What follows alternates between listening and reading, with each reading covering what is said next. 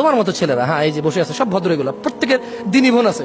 আমাকে এক ছেলে প্রশ্ন করে, একজন দিনী বোনের আমার একজন দিনী বোনের আমার একটা বোনের একবার শারীরিক সমস্যা নিয়ে কথা বলতেছে সে। আমি বললাম তো তোমার দিনী বোন তোমার আপন মায়ের পেটের বোন? বলে যে না। বললাম কেমন বোন? কয় দিনী বোন। বললাম কেমন দিনী বোন? তোমাকে এরকম কথা বলতেছে, তুমি শুনছো, আবার এটা আমার কাছে বলতে আসছো? তুমি একটা কোমলমতি আমার ছোট্ট শিশু বোন, তাকে তুমি ঘর থেকে বের করছো, আর তারপরে তোমার যখন কয়েকদিন তার সাথে থাকা হয়ে গেছে, সব কাজকর্ম তোমার শেষ, আর একটা মেয়েকে দেখে বলতেছো যে লা লা লা লা লা হারাম, আমি আজহারি সাহেবের ওয়াজ শুনেছি, এগুলো হারাম, সো তুমি তোমার পথে আমি আমার পথে। এই মেয়েটা এখন তোমার জন্য ব্যাকুল হয়ে গেছে, সে তোমার সাথে কথা বলতে চাইতো না, তুমি তার সাথে 5 ঘন্টা কথা বলেছো, এখন এই মেয়ের সাথে তুমি একদম কথা বলা বন্ধ করেছো, মেয়ে একদিকে পাগল, তুমি তো আরেকজনকে নিয়ে খুশি আছো। সমাজের আজকে এই অবস্থা আমরা করে ফেলেছি।